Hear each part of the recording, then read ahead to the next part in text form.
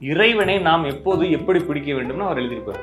இவங்க என்ன பண்றாங்கன்னா, பிரபஞ்சத்தை காசுக்காக பிடிச்சேன், பொண்டாட்டிக்காக பிடிச்சேன், பிள்ளைக்காக பிடிச்சேன், காருக்காக பிடிச்சேன்னு இவங்களுடைய இறைவனை அசிங்கப்படுத்துற மாதிரி இல்லைங்களா? அப்பனுக்கு சோறு போட மாட்டோம், அம்மாவுக்கு சோறு போட மாட்டோம், சொந்தக்காரன் ஒருத்தன் வேலை இல்லாமல் கஷ்டப்பட்டு இருப்பான், அவனை நம்ம கவனிக்க மாட்டோம். நம்ம கொண்டு போய் திருவண்ணாமலை எவனுக்காச்சும் ஒரு பொட்டலத்தில் சாப்பாடு கொடுத்தோன்னா இறைவன் வந்து நம்ம பாதுகாப்பாரு, பிரபஞ்சம் நம்மகிட்ட பேசணும் நம்புறோம். அதெல்லாம் நம்மளுடைய மூடத்தனம். ஒரு ஒரு ஊர்ல பெரிய எர்த்துக்குவேக் வரப்போகுது சரிங்களா? உடனே வந்து ஒரு நாய் பேசுது, நாளைக்கு காலையில் எர்த்துக்குவேக் வரும் அப்படின்னே நீங்க என்ன செய்வீங்களா? அப்புறம் ஓடி போயிருவீங்க அந்த ஊருக்கு. இத்தனை ஆடுகளை வந்து டெய்லி பிரியாணிக்கு விட்டுறாங்களே, பிரபஞ்சம் என்னத்தை சொல்லுச்சு? அப்போ உங்களுக்கு மட்டும் நீங்க நம்ம மனிதர்கள் மட்டும் ஜாகாம பிரபஞ்சம் பார்த்துக்கணும், பக்கத்துல நம்மளை மட்டும் பார்த்துக்கணும் இல்லைங்களா? அப்ப எத்தனை கோழி பிரியாணிக்கு விட்டுறோம், எத்தனை மீனை குழம்புக்கு விட்டுறோம், அப்ப பிரபஞ்சம் அவங்களுக்கு எல்லாம் சொல்லாதா? மனித பிறவிதான் உயர்ந்தது, மனித பிறவி உயர்ந்தது பேசிட்டே இருப்பேன் அப்படின்னு நம்புறது. அப்ப மனித பிறவி உயர்ந்ததா இருந்தா எத்தனை பேர் சோத்துக்கு வழி இல்லாம இருக்காங்க? நான் அடிக்கடி பேசுறது 3500 குழந்தைகள் ஒரு நாளைக்கு பாலுக்கு வழி இல்லாமல் செத்து போயிடுது. ஷூட்டர் ஸ்லீப்பர்ஸ் இருக்காங்க இல்லைங்களா? அவங்கள்ட்ட போய் கேட்டீங்கன்னா இந்த ஆங்கிள் இவ்வளோ ஃப்ளோ இருக்கும்போது சுட்டோம்னா கரெக்டான இடத்துல சுடலாம் அப்படின்னு சொல்றாங்க. கரெக்டாக சுட்டேன் டப்புன்னு அடிக்குதுன்னு வச்சுக்கோங்க. அவர் கடவுளா? அவர் கால்குலேஷன் பண்ணி வச்சுருக்காரு. நிறைய கால்குலேஷன் அவர் பண்ண தெரியாது ஓகேங்களா? அப்போ ஒரு டேம்ல தண்ணி வருது, இந்த தண்ணி இங்கே வந்துச்சுன்னா இந்த தண்ணி இப்படி திரும்பி போகும் அப்படின்னு ஒருத்தர் கண்டுபிடிக்கிறார். ஒரு டேம் டிசைன் பண்ணுறாரு. அவர் கடவுளா? இல்லை. உங்களுக்கு செல்ஃபோனில் இங்கே சிக்னல் அடிச்சா இங்கே கரண்ட் வரணும், இங்கே இருந்தால் கால் வரணும், இங்கே வந்தால் மெசேஜ் வரணும், இதெல்லாம் அமுக்குனா காசு டிரான்ஸ்ஃபர் ஆகணும் கண்டுபிடிக்கிறாங்க. கடவுள் கிடையாது. பக்தி கஃபே நேயர்களுக்கு வணக்கம். இன்றைய நேர்காணல்ல ராஜநடிகா பார்த்திபன் சார் தான் நம்ம கூட இருக்காங்க. ஸோ ஜோதிடம் சார்ந்த நிறைய விஷயங்கள் கேட்டு தெரிஞ்சுக்க போகிறோம், பேசலாம். வணக்கம் சார். வணக்கம். நேரில் வணக்கம் சார். கடந்த நேர்காணலில் வந்துட்டு இயற்கை பேரிடர்கள் பற்றி ரொம்ப தெளிவாக சொல்லியிருந்தீங்க. ஸோ இன்னொரு விஷயம் என்னென்னா, இந்த ஜோதிட கணிப்புகள் தாண்டி பிரபஞ்சம் அப்படின்ற ஒரு விஷயத்த நம்புகிறாங்க. பிரபஞ்சம் வந்து என்ன ஒரு விஷயம் நடக்கிறதுக்கு முன்னாடி இண்டிகேட் பண்ணோம். ஸோ சுனாமி வர்றதுக்கு முன்னாடி ஒரு மீன் கரை ஒதுங்குற விஷயமா இருக்கட்டும். ஸோ இந்த மாதிரியான விஷயங்கள்லாம் சொல்கிறாங்க. இது எந்த அளவுக்கு உண்மை சார்? இண்டிகேட் பண்ணோம் அப்படின்னா இப்போ நீங்கள் வேற பிரபஞ்சம் வேற நம்புறீங்களோ? நான் கேட்குறது சரி தானே? இப்போ நான் வந்து ஒருத்தர் கம்யூனிகேஷன் கொடுக்கணும் அப்படின்னா அவர் வேற ஆளாக இருந்தால் தானே கம்யூனிகேஷன் கொடுக்கணும். என் கைக்கு நானே கம்யூனிகேஷன் கூப்பிட்டு சொல்கிறதா? நான் கைக்கு சொல்கிறது நீ இன்னும் நேரத்தில் தூக்க போகிற அப்படின்னு சொன்னால் இது சைல்டிஷாக இருக்கு இல்லைங்களா? அப்படி இவங்க என்ன நினைக்கிறாங்கன்னா, நம்ம பிரபஞ்சத்துலேருந்து நம்ம வேறுபட்டவர்கள், நம்மளுக்கு பிரபஞ்சம் ஏதோ கனெக்ஷன் கொடுத்துட்டு மீனை கொண்டு வந்து நம்மள்ட்ட காட்டுது. என் பிரபஞ்சத்தோட கண்ட்ரோலான மூளை இருக்குது, உங்களுக்கே ஃபீல் ஆகாதா? இல்லைங்களா? உங்களுக்கே கனவுல வராது இது மாதிரி. அதாவது உங்களுக்கே ஃபீல் ஆகும். எல்லாமே கண்ணுக்கு முன்னால நடக்கிறத எதுக்கு இன்னொரு இப்போ கை புண்ணுக்கு கண்ணாடி எதற்குன்ற மாதிரி கையில் புண்ணு வந்து கண்ணாடி வச்சு பார்க்குறதா? அப்போ பிரபஞ்சத்துக்கு வேற வழி இல்லை, உங்கள்கிட்ட மீனை வச்சு தான் சொல்லி கொடுக்கணுமா நான் பிரபஞ்சம்? அதாவதுங்க சிம்டம்ஸ்னு வேணால் சொல்லலாம் ஓகேங்களா? அப்போ வந்து இந்த இடத்துல ஒரு புண்ணு இருக்குது, இந்த இடத்துல கட்டி வரும், பெயின் வரும் அப்படிங்கிறது பிரபஞ்சம் உங்கள்கிட்ட கட்டியை கொடுத்து அறிவிக்குதுன்னு சொல்கிறதா? அதை எப்படி சொல்கிறது? அது சிம்டம்ஸ் இல்லைங்களா? அப்போ அது ஏதோ ஆயிருக்குது, அந்த மீன் டேமேஜ் ஆயிருக்கு, நம்ம வந்து அதை புரிஞ்சுக்கிட்டு நம்ம என்ன செய்யலாம் அதுக்கு? பிரபஞ்சம் சிக்னல் கொடுத்து என்ன பண்ண போகுது உங்களுக்கு? இப்போ ஒரு ஊரில் பெரிய எர்த்துக்குவேக் வரப்போகுது சரிங்களா? உடனே வந்து ஒரு நாய் பேசுது, நாளைக்கு காலையில் எர்த்துக்குவேக் வரும் அப்படின்னே நீங்கள் என்ன செய்வீங்களா? அப்புறம் ஓடி போயிருவீங்க அந்த ஊரை விட்டு. ஒன்றும் முடியாது இல்லைங்களா? பிரபஞ்சம் எதுக்கு மெண்டலாக? அது பிரபஞ்சம் உங்களுக்கு சிக்னல் கொடுத்து உங்களுக்கு எதுக்கு தேவையில்லாத சிக்னல்? இது இவங்களா போட்டு உருட்டுறதுங்க. பிரபஞ்சம் எதையுமே சொல்வதில்லை. பிரபஞ்சத்துக்கு வேறு வேலை இல்லையான்னு. அப்போ இத்தனை ஆடுகளை வந்து டெய்லி பிரியாணிக்கு விட்டுறாங்களே, பிரபஞ்சம் என்னத்தை சொல்லுச்சு? அப்போ உங்களுக்கு மட்டும் நீங்கள் நம்ம மனிதர்கள் மட்டும் ஜாகாமல் பிரபஞ்சம் பார்த்துக்கணும், பக்கத்து நம்மளை மட்டும் பார்த்துக்கணும் இல்லைங்களா? அப்போ எத்தனை கோழி பிரியாணிக்கு விட்டுறோம், எத்தனை மீனை குழம்புக்கு விட்டுறோம், அப்போ பிரபஞ்சம் அவங்களுக்குலாம் போய் சொல்லாதா? கோழியில் மீன் பிடிக்கிறேன் வரான், ஆடு பிடிக்க வரான், திருச்சி ஓடுன்னு சொல்லாதா? அப்போ என்ன, நம்மளுக்கும் பிரபஞ்சத்துக்கும் ஏதோ கனெக்ஷன் இருக்கு, நம்மள்ட்ட இறைவன் பேசிட்டே இருப்பாரு. மனித பிறவிதான் உயர்ந்தது, மனித பிறவி உயர்ந்தது பேசிட்டே இருப்பாரு அப்படின்னு நம்புறது. அப்போ மனித பிறவி உயர்ந்ததா இருந்தா எத்தனை பேர் சோத்துக்கு வழி இல்லாமல் இருக்கிறான்? நான் அடிக்கடி பேசுறது 3500 குழந்தைகள் ஒரு நாளைக்கு பாலுக்கு வழி இல்லாமல் செத்து போகிறது இந்தியாவில். நான் சொல்ல உலகம் முழுவதில், இந்தியாவில் மட்டும். நீங்கள் வேணா நான் சொல்றது இல்லைங்க, நீங்கள் வேணா கூகுள் பண்ணுங்க. ஒரு நாளைக்கு இந்தியாவில் குழந்தைகள் எத்தனை மரணமாகுதுன்னு சர்ச் பண்ணுங்க. 3500 குழந்தைகள் பாலுக்கு வழி இல்லாமல் செத்து போகுது, சோத்துக்கு வழி இல்லாமல் செத்து போகுது. நம்ம சோத்தை கொண்டு போய் நாய்க்கு கொட்டுறோம், பிஸ்கட்டை போடுறோம் இல்லைங்களா? அப்பனுக்கு சோறு போட மாட்டோம், அம்மாவுக்கு சோறு போட மாட்டோம், சொந்தக்காரன் ஒருத்தன் வேலை இல்லாமல் கஷ்டப்பட்டு இருப்பான், அவனை நம்ம கவனிக்க மாட்டோம். நம்ம கொண்டு போய் திருவண்ணாமலை எவனுக்காச்சும் ஒரு பொட்டலத்தில் சாப்பாடு கொடுத்தோன்னா இறைவன் வந்து நம்மளை பாதுகாப்பாரு, பிரபஞ்சம் நம்மள்ட்ட பேசணும்னு நம்புறோம். அதெல்லாம் நம்மளுடைய மூடத்தனம். அப்போ பிரபஞ்சம் நம்மள்ட்ட எதுவுமே பேசாது. பிரபஞ்சம் பேசுகிறதா இருந்தால், பிரபஞ்சம் காப்பாற்றுறதா இருந்தால் எல்லாத்தையும் காப்பாற்றிருக்கணும். நம்மளுடைய உணவு நம்ம வாயில் போகக்கூடிய உணவுகளை அது என்ன செஞ்சிருக்கணும்? கண்ட்ரோல் பண்ணியிருக்கணும். அப்போ பிரபஞ்சம் உங்கள்கிட்ட எதையுமே செய்யாது. பிரபஞ்சத்துக்கு வேற வேலை இல்லையா உங்கள்கிட்ட பேசுறது? நான் அடிக்கடி சொல்றதுன்னா, பிரபஞ்சம்ங்கிறது நீங்கள் நினைக்கிற மாதிரி மெட்ராஸ் அளவு தான் இல்லை இல்லைங்களா? ஏதோ ஒரு வீடியோ ஒன்று பார்த்தேன், அது ஜூம் பண்ணி ஒரு கண்ணில் வந்து ஜூம் ஆரம்பிக்கும், ஜூம் அவுட் பண்ணி போகிறோம். அது வந்து கோடானு கோடி மடங்கு நம்ம நினைக்கிறத விட பெருசு. இந்த பிரபஞ்சம் எல்லாத்தையும் விட்டுட்டு உங்க வீட்டுக்கு பக்கத்துல மட்டும் வந்து நாயை குறைக்க வைக்குது இல்லையா, அந்த காக்காயை கொண்டு வந்து உங்க வீட்டுல உட்கார வச்சு கத்த வச்சு உங்க வீட்டுக்கு விருந்தாளி வர போறாங்கன்னு அதை சொல்லி கொடுக்குது அப்படின்னு நம்ம நம்புறோம். பிரபஞ்சத்துக்கும் அதுக்கும் சம்மந்தம் இல்லைங்க. நம்மளை சுத்தி நடக்கக்கூடிய விஷயங்களை வைத்து நாம் புரிந்து கொண்ட விஷயம் நம்ம புரிஞ்சுக்கிட்டு அது பிரபஞ்சத்தின் மேல போட்டு பழிய தூக்கி போட தேவையில்லை. அப்ப நம்ம புரிஞ்சுக்கிட்டு இருக்கோம், நம்ம வந்து இப்படி ஒரு சம்பவம் நடந்துச்சுன்னா கிழக்குல கருக்கள் ஆகிட்டு இருக்கு அப்படின்னா மழை வந்து அடிச்சு ஊத்த போகுதுன்னு நம்ம தெரிஞ்சிருக்கோம். அதே சென்னையில வந்து கிழக்குல கருக்கள் ஆகிட்டு இருக்கு அப்படின்னா மழை வராது, கிழக்கு வந்து அப்படியே கருப்பு அடிச்சு ஏறுது மேகம் அப்படின்னா, நான் வந்து ஊர்ல மதுரை பக்கம் இருக்கும்போது கிழக்கு பக்கம்லாம் கருக்குதா பெரிய மழை வரும் வீட்டுக்கு போயிருக்கடான்னு சொல்லுவாங்க.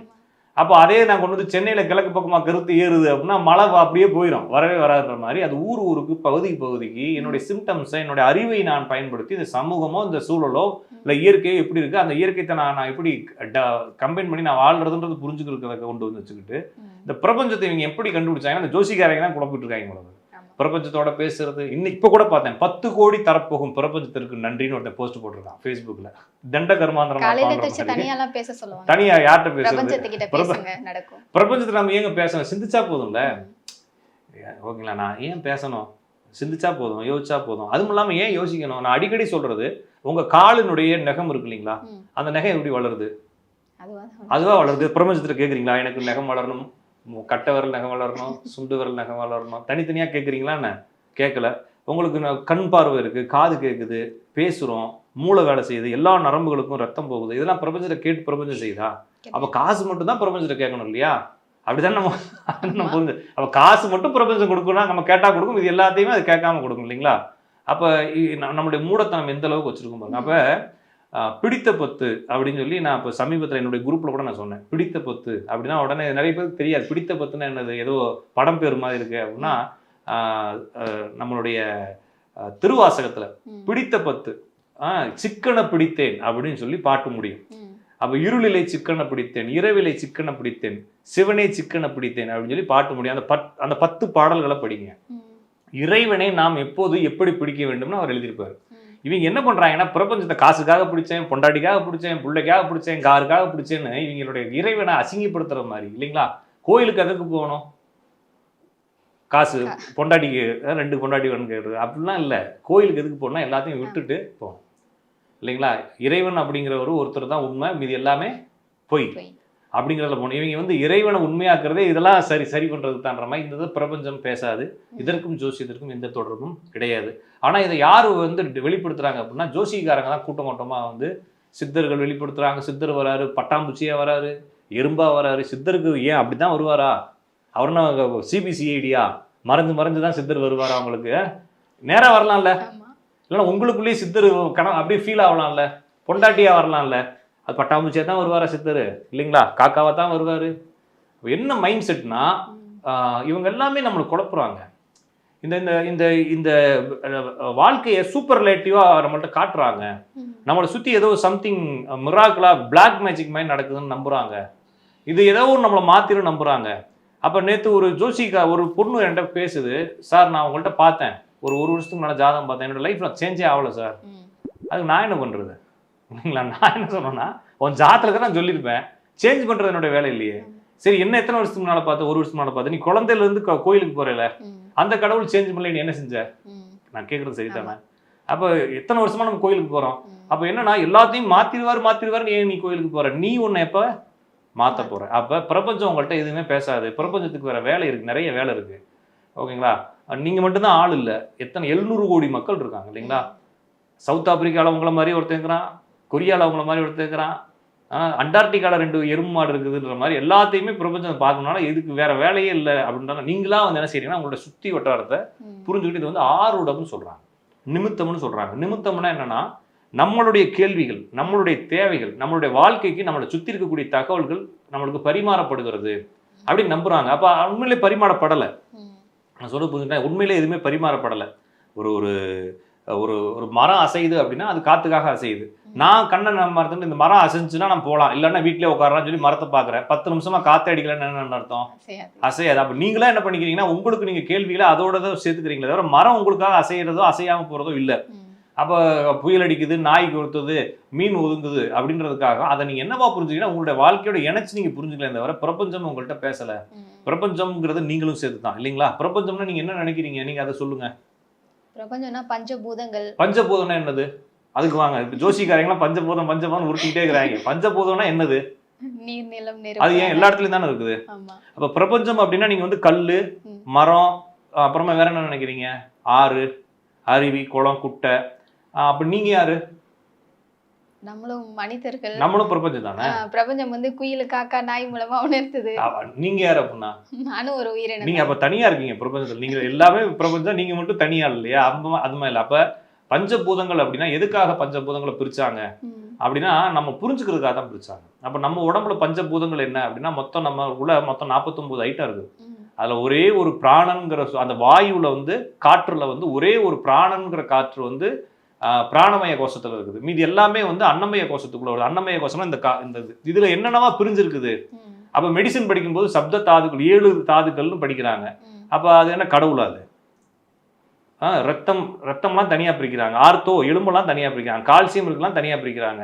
அப்ப தனித்தனியா பிரிக்கிறாங்க இல்லைங்களா? ஹிஸ்டாலஜி அப்படின்னு ஒருத்தர் படிக்கிறாரு. ஹிஸ்டாலஜிங்கிறது திசுக்களை பற்றி படிக்கிறதுன்னு நினைக்கிறேன். அப்ப திசுக்கள் எல்லாம் கடவுளா? அப்ப தனியா புரிஞ்சுக்கிட்டு அதை நம்ம விளக்கி புரிஞ்சுக்க ட்ரை பண்ணும்போது அதை பிரிக்கிறோம். அப்ப இவங்க என்ன நினைக்கிறாங்கன்னா ஒருத்தர் எனக்கு ஃபோன் பண்ணி பஞ்சாங்கம் என்ன தெரியுமான்னு கேட்டார். என்ன தெரியலையான்னு கேட்டேன். பஞ்சபூதம் தான் பஞ்சாங்கம். ஐயோ பைத்தியவா நீ, பஞ்சாங்கத்துல எங்கடா தண்ணி இருக்குதுன்னு கேட்டேன் இல்லைங்களா? பஞ்சாங்கத்துல தீ பிடிச்சா எரிஞ்சுக்கிட்டு இருக்குன்னு கேட்டேன் இல்லைங்களா? அப்ப ஃபயர் அப்படின்னா நெருப்புனா என்னது அப்படின்னா பஞ்சாங்கத்துல அப்படின்னா இல்லை. எல்லாமே வந்து அவங்கவுங்க இதை வந்து என்ன பண்றாங்கன்னா இந்த ஜோசியத்தை பெருசா அவங்கள்ட்ட காட்ட முயற்சி எடுக்கிறாங்க. அப்படிலாம் எதுவும் இல்லை. பிரபஞ்சம்லாம் பேசாது. யதார்த்தமா புரிஞ்சுக்குங்க. நீங்க எப்படி ஒரு மனநலம் சார்ந்த விஷயங்களை நான் எனக்கு ரொம்ப கவலையா இருக்கு அப்படின்னு சொல்லி ஒரு டேப்லெட் வாங்க போறேனோ அது மாதிரி என்னோட வாழ்க்கையை பற்றி கவலையா இருக்கு, நாளைக்கு எனக்கு என்ன நடக்கும் அப்படின்னு சொல்லி தெரிந்து கொள்வதற்காக நம்மளுடைய முன்னோர்களா சேர்ந்து ஒரு யுக்தியை கண்டுபிடிச்சு வச்சுக்கிறாங்க. அந்த யுக்தி தான் வந்து ஜோசியம். அப்ப ஜோசியத்தில் என்ன தெரிஞ்சுக்க முடியும் அப்படின்னா நாளைக்கு என்னுடைய வாழ்க்கை எப்படி போகும் அப்படின்னு தெரிஞ்சுக்கிட்ட உடனே நான் அடிக்கடி என்னுடைய கிளாஸ்ல இருக்க ஒரு ஸ்டூடெண்ட்டுக்கு சொல்லுவேன். இப்போ நீங்க சில விதிகள் கண்டுபிடிக்கும் போது இப்போ ஒரு ஜாதகத்தை பாக்குறீங்க, இப்போ அவங்களுக்கு பலன் சொன்னாங்கிட்ட வந்து கத்துக்கிட்டதுக்கு அப்புறமா நீங்க ஒரு 2 பேருக்கு பலன் சொல்றீங்க. குழந்தை 7 வருஷமா இல்லாதவங்களுக்கு ஒருத்தவங்களுக்கு சொல்றீங்க குழந்தை பிறந்துருது. அப்போ உங்களுக்குள்ள என்ன ஃபீல் ஆகும்? நம்ம பெரிய ஜோசியர் ஆயிட்டானோட பிரச்சனை இல்லை, நம்ம சொல்றதெல்லாம் நடக்குது அப்படின்னு ஃபீல் ஆகும். நீங்க சொல்றதெல்லாம் நடக்கும்பொழுது உங்களுக்கே உங்களை பற்றிய ஒரு தெனாவட்டான சிந்தனைகள் வரும். அப்ப மெதுவா கடவுள் மாதிரி உங்களை ஃபீல் பண்ண ஆரம்பிச்சுருவீங்க. இதெல்லாம் முட்டாள்தனமானது அப்படிலாம் ஒண்ணுங்க. நீங்க எதை வச்சு சொல்றீங்க? கணக்கை வச்சு சொல்றீங்க. அப்ப நான் சொல்லக்கூடிய கணக்குகளை வச்சு நீங்க சொல்றீங்க. அப்ப நீங்க புரிஞ்சு கொள்ள வேண்டியது கணக்கு தாங்க வேல்யூ. கணக்குக்கு எந்த ஒரு சூப்பர்லேட்டிவ் பவரும் கிடையாது. அந்த கணக்கை பயன்படுத்தி நீங்க சொல்றீங்க. உடனே நீங்க வந்து கடவுளுக்கு நிகராக நம்ம சொன்னா எல்லாமே நடக்குதுன்ற ஒரு ஃபீல் வந்துடும், மிதப்பு வந்துடும். இந்த மிதப்பு தான் இந்த ஜோசிக்காரங்களுக்குலாம் இருக்கு. அந்த மாதிரி கணிச்சு சொல்றவங்க கூட நான் உட்கார சேர்ல கூட யாரும் உட்கார கூடாது, என்னோட பவர் போயிடும். பவர் போகும், பேட்டரி. அப்ப என்ன சிட்டி ரோபோவா ஒரு பவர் போறது இல்லைங்களா? அதான் வந்துங்க நான் தான் சொல்றேன் இல்லைங்களா, இவங்களுக்குள்ள அந்த மிதப்பு வருது இல்லைங்களா? அந்த மிதப்பு நான் வந்து கடவுளுக்கு நிகரானவன், நான் சொல்றதுலாம் நடக்குது, வாக்கு பலிதம், எச்சினி வசியம் அப்படின்னு சொல்லி இவங்க என்ன செய்யறாங்கன்னா கணிதம். அப்ப ஒருத்தர் வந்து என்ன செய்யறாருன்னா இந்த சூட்டர் ஸ்லீப்பர்ஸ் இருக்காங்க இல்லைங்களா, அவங்கள்ட்ட போய் கேட்டிங்கன்னா இந்த ஆங்கிளில் இவ்வளோ ஃப்ளோ இருக்கும்போது சுட்டோம்னா கரெக்டான இடத்துல சுடலாம் அப்படின்னு சொல்கிறாங்க. கரெக்டாக சுட்டோன்னு டப்புன்னு அடிக்குதுன்னு வச்சுக்கோங்க. அவர் கடவுளா? அவர் கால்குலேஷன் பண்ணி வச்சிருக்காரு. நிறைய கால்குலேஷன் அவருக்கு பண்ண தெரியாது. ஓகேங்களா? அப்போ ஒரு டேமில் தண்ணி வருது, இந்த தண்ணி இங்கே வந்துச்சுன்னா இந்த தண்ணி இப்படி திரும்பி போகும் அப்படின்னு சொல்லி ஒருத்தர் கண்டுபிடிக்கிறார். ஒரு டேம் டிசைன் பண்ணுறாரு. அவர் கடவுளா? இல்லை. உங்களுக்கு செல்ஃபோனில் இங்கே சிக்னல் அடித்தா இங்கே கரண்ட் வரணும், இங்கே இருந்தால் கால் வரணும், இங்கே வந்தால் மெசேஜ் வரணும், இதெல்லாம் அமுக்குனா காசு ட்ரான்ஸ்ஃபர் ஆகணும் கண்டுபிடிக்கிறாங்க. கடவுள் கிடையாது. எல்லாமே ஒரு லாஜிக் கணிதங்கள். இதே மாதிரி லாஜிக் கணிதங்களை நம்ம முன்னோர்கள் சொல்லி கொடுத்துக்கிறான். அந்த முன்னோர்கள் சொல்லி கொடுத்து இப்போ உங்களை நான் எல்லாத்தையும் விட்டுட்டு நான் என்ன சொல்றேன், ஒரு ஜோசிக்காரனை கூப்பிட்டு உனக்கு ஜாதகமே கொடுக்க மாட்டேன், பிறந்த தேதி மட்டும் வேணா கொடுக்குறேன், அதை வச்சு கணிதம் பண்ணிக்கிறானா முடியாதவனால. அவனே பஞ்சாங்கத்தை பார்த்து தான் வந்து கிரகங்களை கணிக்கணுன்றது மாதிரி இவங்க வந்து குருட்டாம்போக்குள்ள அடிச்சாங்க அப்பமே அடிச்சு பண்ணு சொல்றதுல இவரு என்ன கடவுளுக்கு தன்மை வந்துச்சானா ஒன்றும் கிடையாது. சரியா புரிஞ்சுக்க வேண்டியது ஜோசியர்கள் கடவுள் மாதிரி இவங்களுக்குள்ள ஒரு மிதப்பு வருது இல்லைங்களா? அந்த மிதப்பு என்ன செய்யுதுன்னா தப்பா மக்களை குழப்ப வைத்துள்ளது. அப்ப இந்த மாதிரி நான் சொல்லுவேன் அடிக்கடி. அப்ப கடவுளும் பிரபஞ்சமும் இந்த இயற்கையும் தனி, நம்மளுக்கும் அதுக்கும் தொடர்பு இல்லை. நம்ம வந்து அதை முன்கூட்டி தெரிஞ்சுக்கிட்டு அதுல ஒரு மிதப்பு கொண்டு வரோமே தவிர அது எதுக்கு உதவாது. ஒருவேளை நம்மளுக்கு ஒரு பலத்தை கொடுக்க உதவலாம்.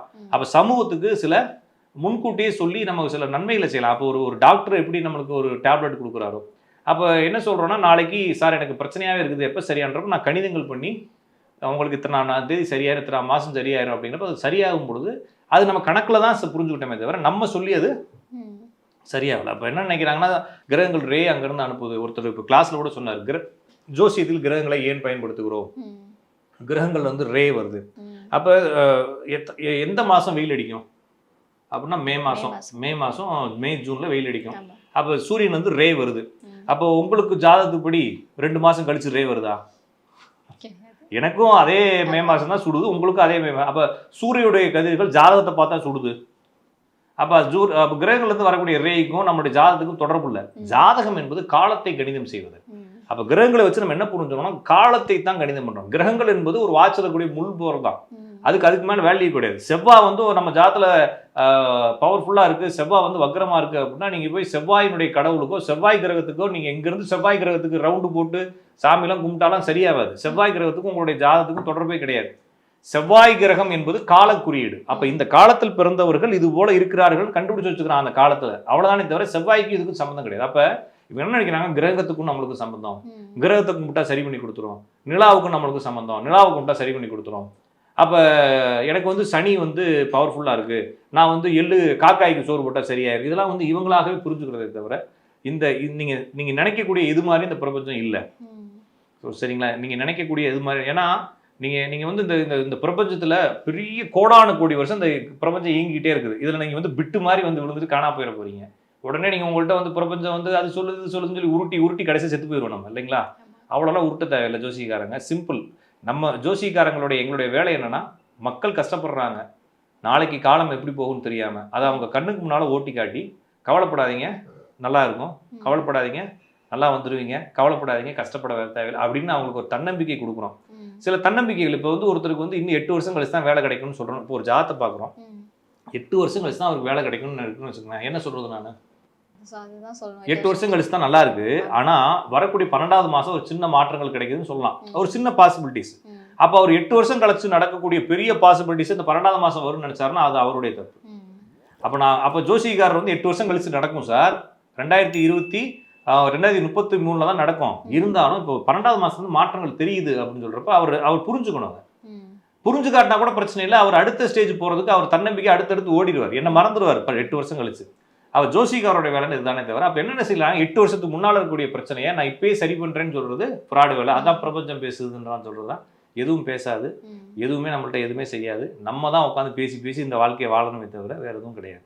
எனவே இந்த பிரபஞ்சம், அப்புறமா வந்து இந்த வாட்ஸ்அப்பில் மெசேஜ் அனுப்புறது, ஃபேஸ்புக்கில் வந்து 10 கோடி பீரோவை திறந்து காசாக இருக்குது, அதை போட்டிருக்காங்க கீழே, 10 கோடி கொடுக்கும் பிரபஞ்சத்திற்கு நன்றி. இன்று ஏஞ்சல் நம்பரு, சுவிட்ச் நம்பர்ஸு, ப்ளக் நம்பர்ஸு, லைட் நம்பர்ஸ்ன்னு போட்டு மெண்டலாக்கி எல்லாத்தையும். இதில் வந்து எனக்கு மெசேஜ் வந்துச்சு, இந்த மெசேஜை 15 பேருக்கு ஃபார்வேர்ட் பண்ணால் அக்கௌண்ட்டில் 2 லட்சம் கிரெடிட் ஆகும்னு போட்டிருக்கான். கேட்டால் ஏதோ பேங்க் ஃப்ராடான்னு பார்த்தா இது வந்து நற்பவின்னு போட்டிருக்காங்க. கடைசியாக நற்பவி 500 தடவை நற்பவி போட்டு காப்பி பண்ணி பேஸ்ட் பண்ணி, இத்தனை நற்பவி ஏண்டா போட்ட, இந்த நற்பவி போட்டதுக்கு நீ ஏதாச்சும் வேலைக்கு போயிருக்கலாம், கூலி வேலைக்கு, இல்லைங்களா?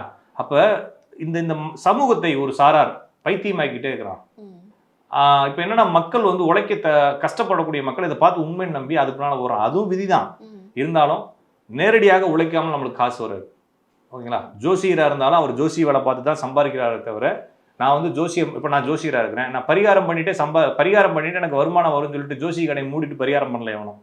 அவன் டெய்லி காலையில் எழுந்து உட்காந்து குளிக்கிறானோ இல்லையா, பட்டக்கட்டெல்லாம் அடிச்சு ட்ரெஸ் எல்லாம் மாட்டி கம்மன்னு அடிச்சு 8 மணிக்கு ஆஃபீஸை திறந்து உட்காடுறான், இல்லைங்களா? அவன் என்ன செஞ்சிருக்கணும், பரிகாரம் பண்ணிட்டு கதவை மூடிட்டு ஆபீஸ் எல்லாம் ஏற கட்டிட்டு வீட்டுல உட்காந்துருக்கணும், பெட்லேயே தூங்கிருக்கணும், இல்லையா? ஆனா அவன் மட்டும் கரெக்டா ஆபீஸை திறக்கிறான், உங்களுக்கு மட்டும் பரிகாரம் சொல்றான், பிரபஞ்சம் பேசுதுன்னு சொல்றான்னா நீங்க தான் கவனமாக இருக்கணும். எனவே நான் வந்து இது குறை சொல்லலை, இது அந்தந்த மத நம்பிக்கைகள் உங்களுக்கு நம்பிக்கை இருக்கலாம், அந்த நம்பிக்கையை ரொம்ப போட்டு நம்பாதீங்க. பிரபஞ்சம் நம்மள்ட்ட பிரபஞ்சம் பேசி என்னத்தை கண்டிங்க இது வரைக்கும்? ஒன்று பிரபஞ்சம் பேசி நம்ம எல்லாம் கோடீஸ்வரனா இருக்கணும், எல்லா பிரபஞ்சமும் பேசி நம்மள கோடீஸ்வரனா ஒன்றும் கிடையாது.